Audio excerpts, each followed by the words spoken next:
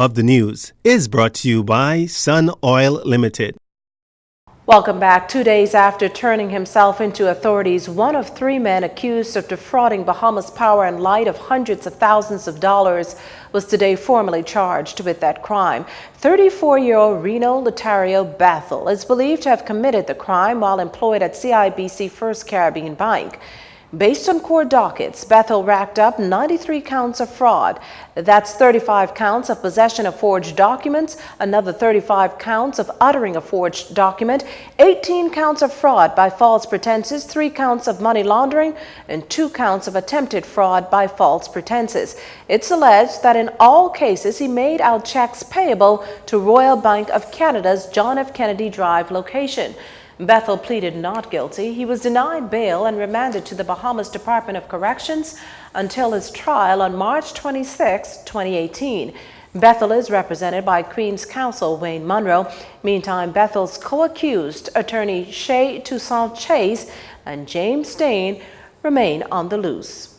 We're going to be here until the concerns are satisfactorily addressed. Are they sitting in or are they out of office today? Well, they are normally released at 11 every day, and we're going to be out here from they come to work until such time as it's time for them to leave, until those concerns are properly addressed. Well, as promised, employees of the General Post Office were back at it today, protesting hazardous working conditions.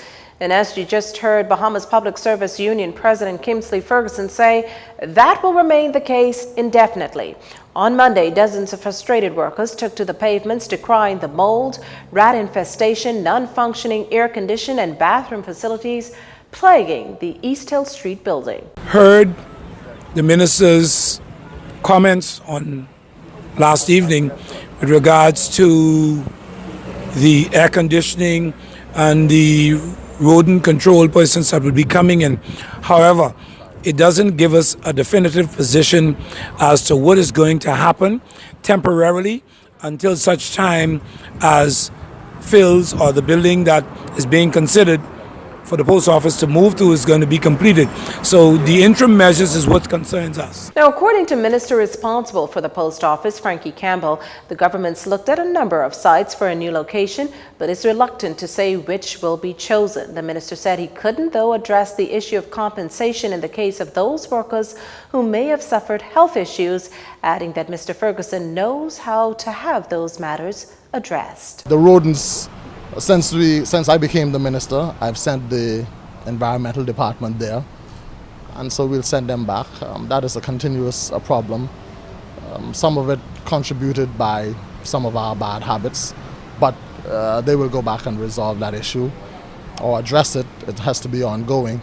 Also, there's a question of some poor lighting in the area, in the general mail sorting area.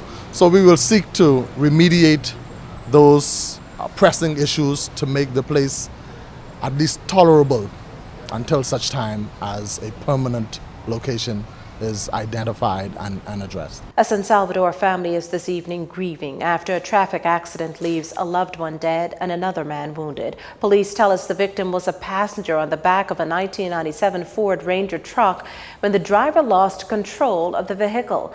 Police met the passenger's lifeless body lying in the street. The other passenger was wounded as well, albeit only minor injuries.